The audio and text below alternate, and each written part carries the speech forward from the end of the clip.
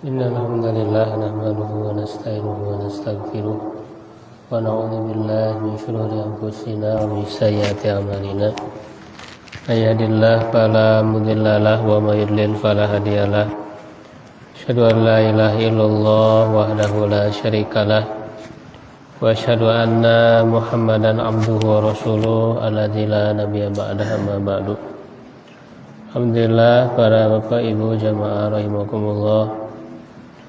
Dengan izin Allah di malam hari ini kita bisa kembali sama-sama berkumpul untuk terus belajar dalam rangka meningkatkan kualitas ibadah kita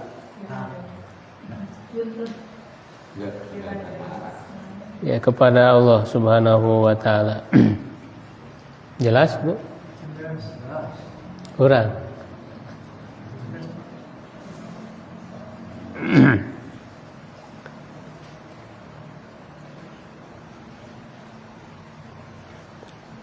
Kita masih membahas tentang wudu ya. Jadi bagaimana wudu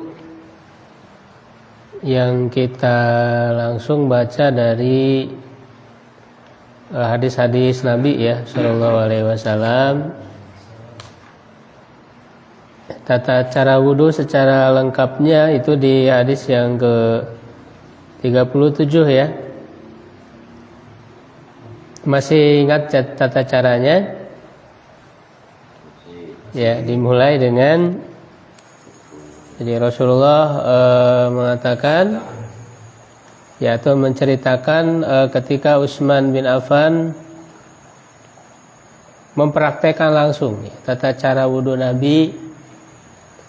Ya, jadi Utsman meminta air wudu, ya maka beliau mencuci terlebih dahulu, ya telapak tangan, kaffaihi ya dua telapak tangan, maksudnya bagian depan dan luar ya, depan dan belakang, sebanyak 3 kali, ya sebanyak 3 kali. Ya, kemudian setelah itu berkumur-kumur dan memasukkan air ke hidung. Tamadmado wastansyaqa. Ya, nah ini memang ada perbedaan apakah satu-satu ya kumur-kumur atau kemudian memasukkan air ke hidung dipisah gitu ya. Ya, tapi yang lebih baiknya, yang lebih kuatnya adalah digabung secara sekaligus ya. Jadi berkumur-kumur dan memasukkan air ke hidung itu dengan air dari 1 cedukan ya. Jadi dari 1 cedukan itu setengahnya untuk kumur-kumur dan setengahnya untuk memasukkan air ke hidung. Ya, itu yang lebih baik, yang lebih kuat nih, berdasarkan dalil-dalilnya. Ya, lalu setelah itu dikeluarkan dengan tangan kiri. Ya, karena ada hadisnya yang menyebutkan Rasulullah itu istansaro ya biasari. Rasulullah istansaro itu mengeluarkan air dari hidung. Setelah tadi dimasukkan lalu dikeluarkan dengan tangan kiri. Dengan tangan kiri Rasulullah SAW. Ya. Nah, jadi dalam ibadah ini kita berusaha semaksimal mungkin ya mengikuti apa yang dicontohkan oleh Nabi. Walaupun nanti kategorinya ada yang wajib, ada yang sunnah. Ya, tetapi kita juga jangan ketinggalan yang sunnah kita lakukan seperti yang dilakukan oleh Nabi. Ya, nah, setelah itu mencuci wajah sebanyak 3 kali. Ya, silu ghasala wajhahu salasa maratin. Mana wajah itu harus tercuci semua. Dari mulai ujung atasnya ya Nah ini mesti ada bagian rambut yang kena, jangan terlalu pas. Ya, karena kalau terlalu pas dikhawatirkan ada yang tidak terkena. Ya, ada sedikit bagian dari rambut yang kita cuci. Ya. Gitu. Karena tidak akan tercapai mencuci wajah secara sempurna, secara lengkap kalau tanpa mencuci sedikit dari rambut. Jadi kena sedikit dari rambut. Jadi jangan terlalu pas. Ya. Gitu. Ghuslu juz'i minar ra'si. Jadi itu dibahas oleh para ulama. Jadi tidak bisa orang itu mencuci wajah secara lengkap ya kalau tanpa mengenai ya sedikit dari rambut. Ya, kemudian ke bawah dan dari pinggir itu ujung telinga, ujung telinga ke ujung telinga. Ini harus kena semuanya. Tidak boleh ada sedikit pun yang tidak terkena air. Karena mencuci wajah itu semuanya, tidak bisa sebagian. Kalau ada bagian air, bagian wajah yang tidak tercuci air, maka tidak sah wudunya. Kalau tidak sah wudunya, sholatnya tidak sah. Karena wudu itu syarat daripada sholat. Ya, dia harus diperhatikan. Nah, setelah mencuci wajah 3 kali, itu sunahnya 3 kali ya, wajibnya kan minimal 1 kali. Nah, kemudian mencuci tangan kanan terlebih dahulu. Ya, summa ghasala yadahu yumna ilal mirfaq, ya sampai siku. Tangan kanan 3 kali. Jadi disebutkan dalam hadis tangan kanan dulu, jadi enggak selang-seling. Tangan kanan dulu sampai siku. Nah, sampai siku itu dengan sikunya. Sikunya juga harus dicuci. Ya, jadi sampai siku itu ya dengan sikunya. Ya, dan ini harus kena semua juga sama tadi. Tidak boleh ada sedikit bagian yang tidak tercuci. Ya. 3 kali, baru setelah itu yang kiri 3 kali. Sampai siku. Ya, nah setelah mencuci tangan kemudian mengusap kepala. Ya. Jadi mengusap bukan mencuci. Beda kalau tadi wajah mencuci wajah, tangan mencuci tangan. Tapi kalau kepala itu mengusap sehingga tidak pakai air. Jadi dibasahin cuma dibuang airnya. Ya, jangan dicuci dibasuhkan tapi dibuang airnya lalu diusapkan. Nah, di hadis ini kan tidak dijelaskan berapa kali, tidak disebut 3 kalinya. Nah, itu kita akan lihat di hadis nomor 38-nya. Disebutkan dengan jelas Rasulullah itu mengusap kepala 1 kali. Wa masaha bi ra'sihi wahidatan.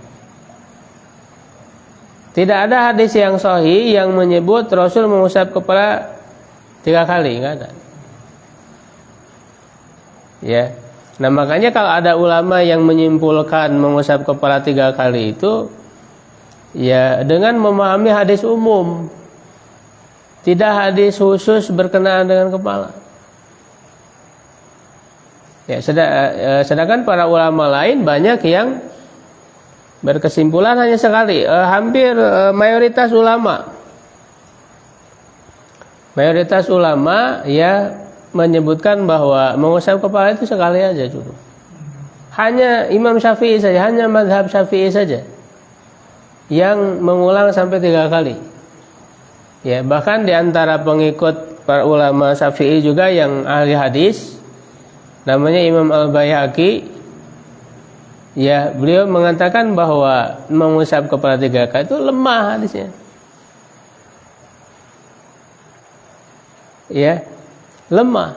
Itu Imam Al-Baihaqi, padahal beliau juga mengikuti mazhab Syafi'i ya. Ya. Jadi yang lebih kuat insyaallah cukup sekali saja. Nah, cuman sekali itu bagaimana tata caranya? Tata cara mengusap kepalanya. Nah, itu ada di hadis nomor 39 dan 40. Lalu nanti yang 41-nya itu dengan mengusap telinga. Ya. Nah, ternyata tata cara Nabi ya di dalam mengusap kepala itu di yang nomor 40 yang lebih jelas ya. Ba'da abi muqaddami rasihi, memulai dari depan kepala beliau. Ya, hatta dhahaba bihima ila qafahu. Beliau membawa ya, mengarahkan sampai ke tengkuk. Ya, setelah sampai di tengkuk, sumaradahuma ilal makanil ladzi ba'da binu. Kemudian mengembalikan lagi ke depan. Itu tata cara yang dilakukan oleh Nabi. Ya, dia hadisnya sahih ya, muttafaqun alaih, Bukhari Muslim, enggak ada yang menentang. Ya, jadi yang dilakukan oleh Nabi adalah seperti itu. Jadi walaupun sekali, tapi mengusap kepalanya itu seluruhnya. Dimulai dari depan, ya ke tengkuk, lalu sampai dibalik lagi ke depan. Sekali aja udah segitu, cukup. Ya, begitu. Jadi kalau yang dilakukan oleh Nabi itu menunjukkan bahwa mengusap kepala itu seluruh kepala, bukan sebagian. Ya, nah memang ada perbedaan pendapat, ada di antara ulama yang membolehkan sebagian. Makanya ada yang cuma nepuk ini aja gitu kan? Ya, ada ya, tetapi hadis yang menyebutkan Rasul melakukan itu enggak ada. Itu hanya memahami dari ya ayat ya yang belum jelas. Yaitu di dalam Al-Qur'an disebut wamsahu bi rusikum, usaplah kepala kalian. Jadi dianggapnya masih umum gitu. Yang namanya ngusap kepala ya sebagian aja disebut ngusap kepala gitu kan.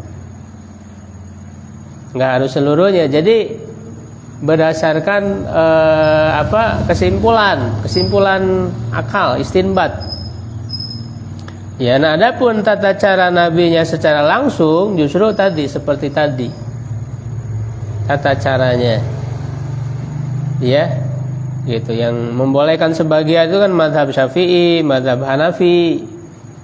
Ya, sedangkan yang mewajibkan seluruhnya itu mazhab Malik ya dan mazhab Hanbali, Ahmad bin Hanbal. Jadi para ulama ada berbeda pendapat. Ya, nah kalau kita lihat hadisnya kemudian juga dengan memahami dalil-dalil yang lain. Jadi dalil-dalil yang dikemukakan oleh ulama yang membolehkan sebagian pun itu juga bisa dibantah pendalilannya. Ya. Yaitu tadi baik dalam memahami ayatnya, termasuk juga memahami hadis dan yang paling jelasnya hadis ini. Praktek Nabi langsung bahwa Rasul mengusap kepala itu seluruhnya. Praktek Nabi langsung. Ya. Nah, ada juga yang berdalil dengan Rasul pernah mengusap ubun-ubun. Ya, Rasul pernah mengusap ubun-ubunnya. Ubun-ubun itu kan ini. Nah, itu memang dijadikan dalil membolehkan sebagian. Tapi kalau kita lihat hadisnya secara lengkap, ya ternyata ketika Rasul mengusap ubun-ubun itu tidak hanya ubun-ubun. Ya, yaitu ketika beliau menggunakan sorban. Ya, sorbannya itu kan jadi sulit untuk dibuka. Jadi diikat diikatnya dengan berbelit-belit lah gitu, susah dibuka. Ya, apalagi ketika beliau dalam perjalanan. Ya. Nah, maka itu merupakan keringanan. Jadi tidak membuka sorban, tetapi yang dilakukan oleh Rasulullah itu adalah ketika beliau mengusap ubun, tidak hanya ubun-ubun saja, tapi menyempurnakan ke atas sorban. Bukan hanya ubun-ubun aja. Ya, jadi Dalam hadisnya itu Rasulullah mengusap ubun-ubun sekaligus dengan di atas sorban, ataupun Rasul mengusap di atas sorban saja, ubun-ubunnya ketutup di atas sorban. Tapi ketika mengusap di atas sorban pun beliau mengusap secara menyeluruh bagian kepala. Ya, sehingga hadis itu pun tidak menunjukkan bolehnya mengusap sebagian. Karena itu rusuh ketika menggunakan sorban. Kalau sorbannya dibuka, ya Rasul akan mengusap seluruhnya sebagaimana dalam hadis ini. Ya, sehingga yang lebih kuat itu mengusap seluruhnya. Dan ulama yang membolehkan mengusap kepala sebagian pun, kalau mengusap seluruhnya lebih baik menurut mereka. Tapi yang lebih kuat justru bukan lebih baik, wajib. Ya, jadi mudah-mudahan kita lebih memperbaiki lagi cara wudhu kita supaya lebih sesuai dengan sunnah Rasulullah ya yang dilakukan oleh Rasulullah SAW. Nah, kemudian yang hadis 41-nya itu tata cara mengusap telinga. Nah, jadi mengusap telinga itu nyambung dengan mengusap kepala. Diriwayatkan dari Abdullah bin Amr bin As tentang tata cara wudu. Dia berkata, "Summa masaha bi rasihi." Beliau mengusap kepalanya, wa adkhala isba'aihi sabbahataini. Ya, beliau memasukkan dua jarinya yang senantiasa bertasbih, maksudnya jari telunjuk. Suka bertasbih di mana? Ketika tahiyat kan kita berisyarat dengan telunjuk. Artinya bertasbih. Ini disebut dua jari sabbahatain yang suka bertasbih. Maksudnya jari telunjuk. Ya, fi udunaihi, ke dalam dua telinganya. Jadi memasukkan dua telunjuk ke dalam telinganya, wa masabi ibhamaihi dhahira uzunaihi, dan mengusap dengan dua jempolnya ya ibham ya bagian luar dari telinganya. Jadi bagian dalam dari telinga diusap oleh telunjuk. Nah, ini yang semua sela-selanya harus kena yang ada di dalam telinga, lalu bagian luarnya diusap oleh jempol ibu jari. Ya, dan dia berdasarkan hadis ini mengusapnya itu langsung setelah mengusap kepala. Jadi setelah mengusap kepala langsung nyambung. Gitu. Langsung nyambung dengan mengusap telinga. Ya. Nah, lalu setelah mengusap kepala, ya kemudian mencuci kaki. Kalau kaki dicuci bukan diusap. Summa ghasala rijlahul yumna ilal ka'bain. Ya, kemudian mencuci kaki kanan. Nah, kaki kanan dulu. Walaupun ini hukumnya sunnah, mendahulukan yang kanan. Ya, tapi tadi kita berusaha semaksimal mungkin ya mengikuti sesuai yang dilakukan oleh Nabi ya, walaupun dia sunnah. Kaki kanan dulu ya 3 kali, sama seperti tadi. 3 kali dulu ya kaki kanan, baru kemudian kiri, summal yusra misla dzalik. Jadi tidak disulang-seling gitu. Kanan dulu 3 kali, kemudian kiri 3 kali. Jadi untuk disulang-suling kanan kiri kanan kiri. Kanan dulu 3 kali, kemudian nah itu sampai mata kaki ilal ka'bai. Sampai mana kaki itu ya maksudnya dengan mata kakinya. Ya, dengan mata kakinya harus kena semuanya. Makanya yang ada di sela-sela juga harus kena, sehingga kita harus menyela-nyelanya supaya air itu nyampe.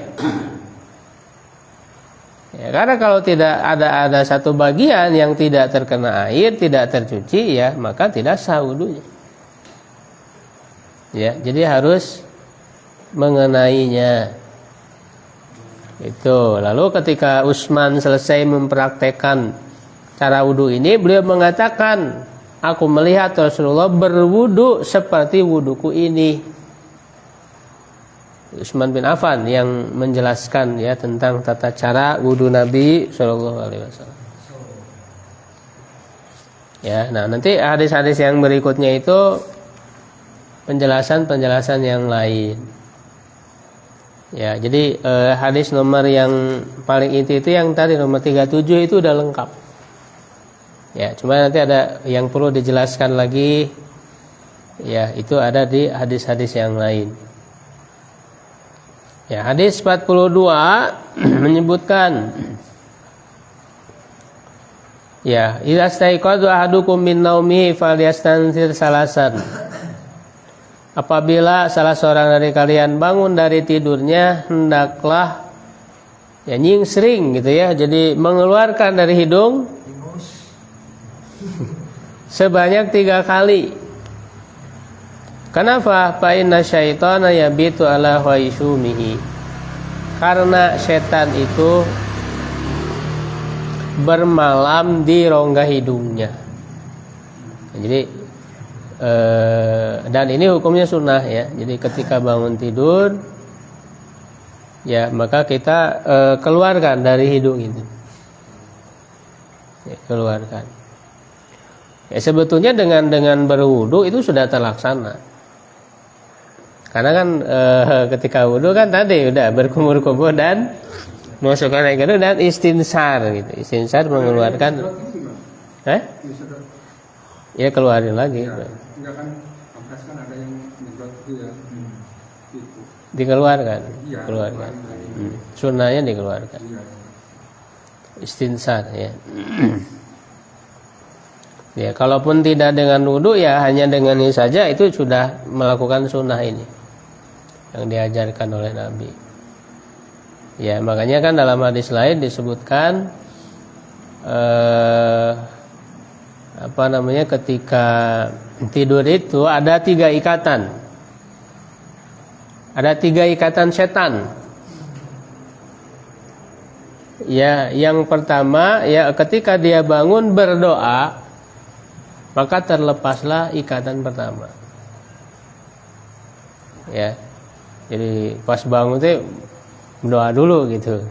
Ya bukan langsung nyari apa gitu ya. Nyari HP. Kalau orang buntu Kak, lagi bilang. Jadi ingat Allah dulu berdoa. Ya, karena yang membangunkan bahkan menghidupkan kembali, karena tidur itu kan adalah persis dengan kematian, bahkan disebutnya saudara kandung kematian. Makanya kita berdoa apa doanya? Alhamdulillahilladzi ahyana ba'da ma amatana wa ilaihi nusyur. Apa artinya? Alhamdulillahilladzi, segala puji bagi Allah yang ahyana, telah menghidupkan kami. Kenapa? Karena tidur itu bagian dari kematian. Telah menghidupkan kembali setelah tidur. Karena tidur itu saudara kandung kematian. Ya, ba'da ma amatana, setelah engkau mematikan kami dalam tidur itu. Ya, jangan-jangan belum tahu artinya nih. Sering berdoa tapi enggak tahu artinya. Wa ilaihin nusyur. Dan kepadanya lah ya dibangkitkan. Dibangkitkan nanti di hari kiamat. Ya. Nah, makanya kan di dalam doa mau tidur apa doa mau tidur? Mau balik mau makan atau itu Pak?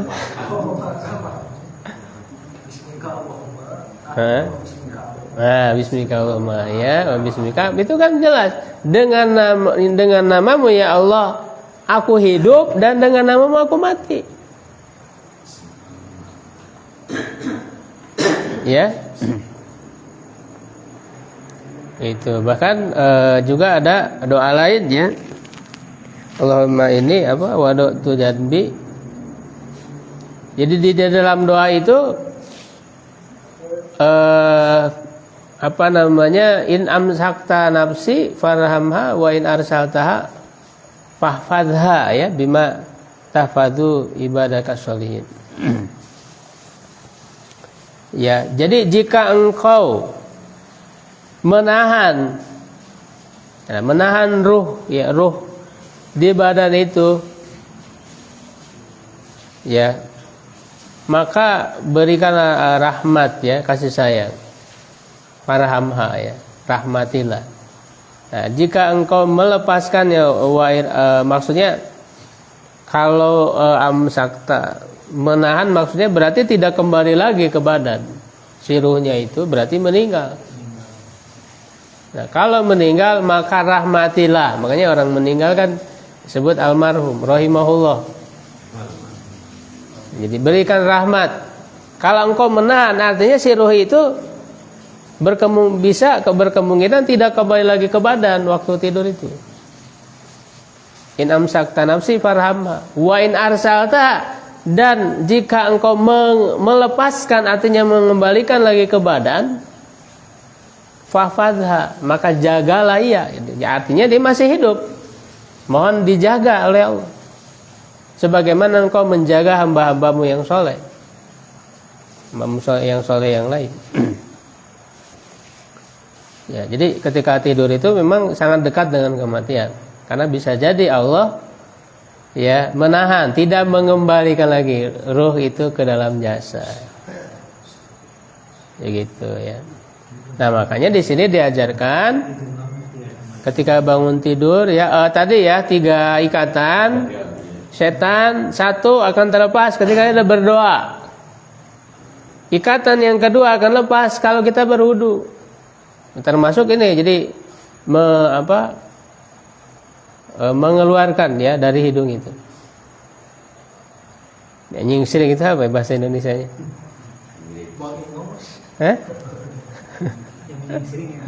Menyingsing. Nah, yang ketiga, ikatan itu akan terlepas ketika kita sholat. Ya, jadi ketika sholat maka terlepaslah semua 3 ikatan setan ketika bangun tidur. Ya, nah, hadis yang 43 juga dari Abu Hurairah, ya.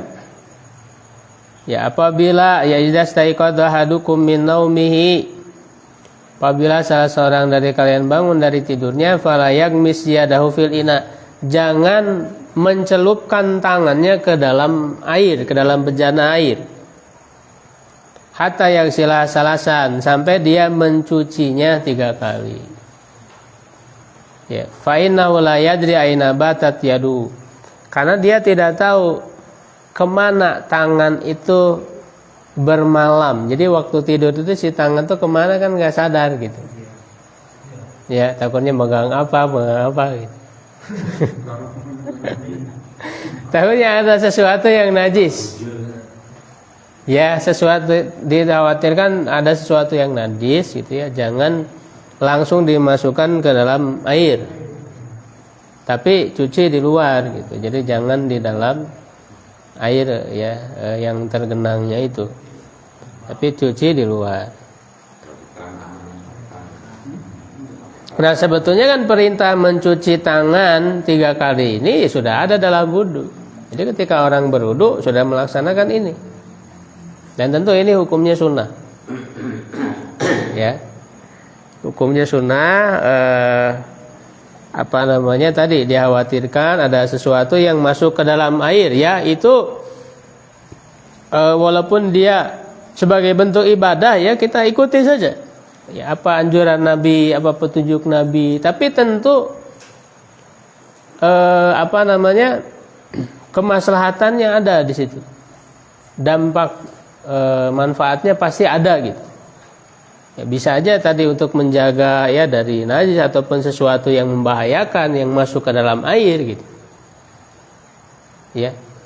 Jadi pengajaran-pengajaran Nabi selain itu ada dimensi untuk akhirat kita.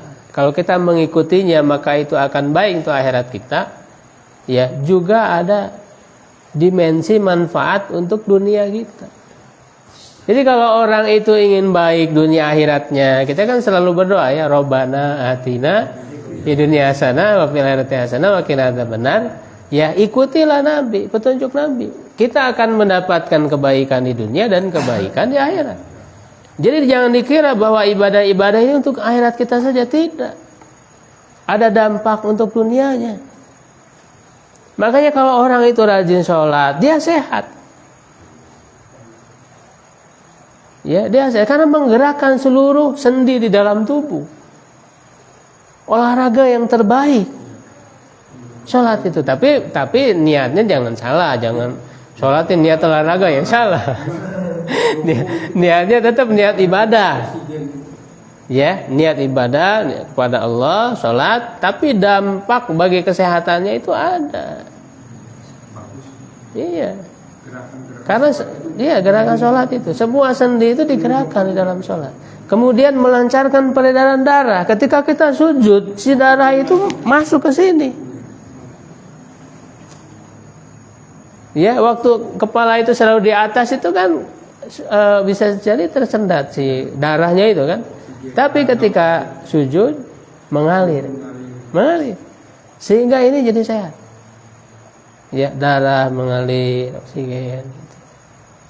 Jadi kalau orang dengan melaksanakan sholat saja, ya itu berdampak pada kesehatan. Jadi kalau ingin baik dunia, ingin baik akhirat, ikutilah ajaran Rasulullah SAW. Nggak usah mikir yang aneh-aneh gitu ya, yang orang itu kan mencari solusi kemana gitu, alternatif segala macam. Kita mendengar ibadah itu udah cukup. Iya kan? Ya, orang kan ada dengan dengan senam, dengan yoga dan sebagainya gitu ya. Sebetulnya dalam Islam itu dengan ibadah itu cukup. Ya. Kemudian termasuk juga puasa ya, saum itu juga menyehatkan. Ya, dan sesuai dengan penelitian dalam kesehatan ya, ilmu kedokteran, bahwa perut itu ya harus diistirahatkan. Ya. Perlu diistirahatkan. Itu menurut ilmu kedokteran, ilmu kesehatan. Dan kalau kita mengamalkan ya dalam ajaran Islam, baik yang wajib atau yang sunnahnya, ya itu sudah memenuhi. Ya, makanya kalau orang yang benar ya, dia mengkaji secara ilmu pengetahuan ya, sains ya, lalu kemudian mengkaji tentang Islam, ya ajaran Islam, dia akan mengakui bahwa ajaran Islam ini sangat luar biasa. Ya, sangat luar biasa. Ya, jadi tadi sunnahnya ya seperti itu. Nah, kemudian hadis 44-nya kita disuruh untuk menyempurnakan wudu, asbigil wudu. Karena tadi ya semua bagian anggota wudu harus terkena. Ya, jangan sampai ada yang tidak terkena. Karena ada hadis nanti ada ya di bagian akhir itu, Rasul pernah melihat ada seorang sahabat ketika wudu itu ya, di bagian anggota wudunya tidak tercuci sebesar koin, ukuran koin. Ya, dan Rasul menyuruh untuk mengulanginya lagi. Karena tidak sah. Makanya harus menyeluruh mengenai seluruh anggota wudu. Ya, lalu wa khalil bainal asabi, dan menyela-nyela jari-jari tangan dan jari-jari kaki. Makanya tadi kan di sela-sela ini dikhawatirkan si air tidak masuk. Maka harus dengan jari-jari itu supaya air itu merata. Begitu. Ya. Jadi digosok. Digosok ini tujuannya untuk meratakan air. Khawatirnya kalau cuma disiram nggak rata air. Ya. Itu walaupun sebetulnya menggosok itu tidak wajib. Yang wajib itu ratanya air ke semua anggota wudu. Tapi kalau air tidak bisa merata ke seluruh anggota wudu tanpa digosok, berarti menggosoknya wajib. Gitu. Kalau punya agas perjalanan batal itu. Tadi kan nggak agas di rumah. Balik sini. Perjalanan di bus turun ini aja segini, apakah nanti sholatnya sah nggak? Maksudnya apa? Kan ibu-ibu atau bapak kan bajunya segini susah kan jadi ya. Oh. Makanya kita ngalamin kalau banyak begini. Nah itu tadi harus kena siku. Iya, itu takutnya segini cukup. Nggak boleh. Kan Sampai banyak yang siku. Tahunya kan tadi udah segini tapi itu kan kebanyakan segini. Karena Nggak sah. Berarti Nggak sah. Justru iya kan tentu kan ibu kan ini aja. harus kena ininya. Jadi sampai siku dengan sikunya. Kalau cuma segini ya berarti ini nggak ke cuci. Gitu. Ya itu lebih daripada koin. Berarti Ya, lalu wabalik fil istinsak dan bersungguh-sungguh dalam memasukkan air ke hidung.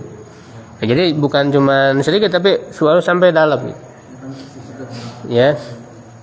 Gitu, bersungguh-sungguh. Kecuali kalau kamu saum. Kenapa? Karena dikhawatirkan masuk ya ke makan gitu, ke minum. kalau kita sahur berarti kita abdas Kumur-kumur ya boleh. Yang nggak boleh itu ditelan. Iya, kan namanya orang kan ada gini supaya apa? Nggak terlalu kering kan ada. Nggak boleh. Ini nggak apa namanya? Ambil jalan. Ya jangan niatnya supaya nggak kering, supaya ini nanti khawatirnya itu malah masuk telan. Ya. Jadi yang namanya kumur-kumur itu kan harus ketika saum itu harus dibuang si airnya. Ya, jangan sengaja kemudian diminum. Gitu ya.